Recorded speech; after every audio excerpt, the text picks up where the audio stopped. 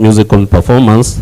by the governor and her husband at Kiotene, which is saved in the flash disk presented herewith, and the transcript of which is produced on pages 251 to 252 of the exhibits.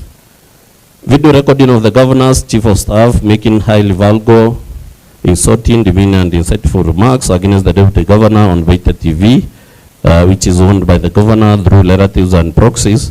which is saved in the flash disk presented herewith, and the transcript of which is produced on page 447 of the exhibits, and video recording of the governor dissing MCAs and other elected leaders at a public rally and boasting of how she easily won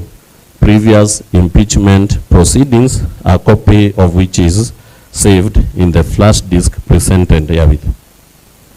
Honorable Speaker, count number 4 is illegal appointments and usurpation of statutory powers, where the governor has grossly violated, among others, Articles 10, 41, 201, 232, 235, and 236 of the Constitution, Section 17 of the Public Officer Ethics Act, Section 45, 55, 59, 59A, 60, 62, 63, 64, and 65 of the County Governments Act, Section 4 of the Public Appointments Act 2017, Section 34, Subsection 3 of the Public Service Commission Act 2017, Sections 9, Subsection 2 of the Meru County Revenue Board Act 2014, Sections 4, Subsection 2 of the Meru County Alcoholic Drinks Control Act 2014, Sections 11, Subsection 2 of the Meru County Microfinance Corporation Act, and Section 18, Subsection 2 of the Meru County Water and Sanitation Services Act 2014 by engagement, connivance, and or complicity in, among others, the following. A,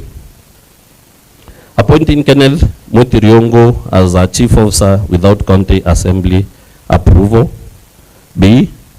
sending Dr. Ntoiti,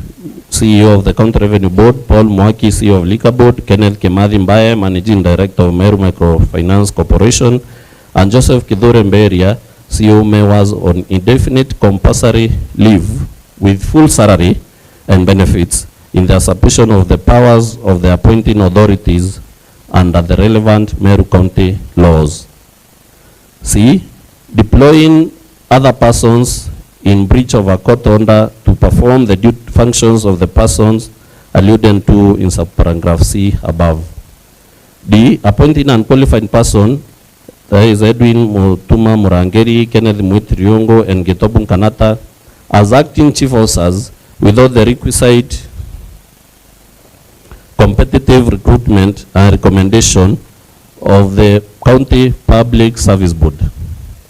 E, disregarding the criteria for the establishment of offices within the County Public Service by recruiting traffic marshals without the involvement of the County Public Service Board.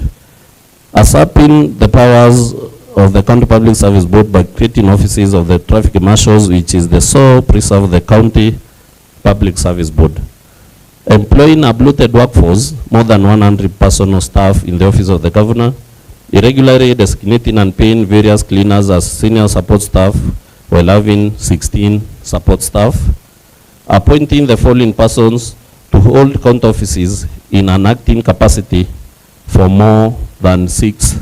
months. 1, Monica Kagwema, Chief Officer Youth. 2, Kome Mudhuri, Director Health Services. 3, Francis Mungai, CEO, County Revenue Board. 4, Silas Mbabu Moguna, CEO, Liquor Board.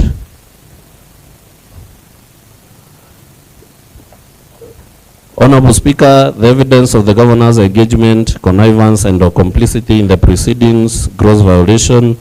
of the Constitution and the law, gross misconduct, and gross abuse of office is to be found in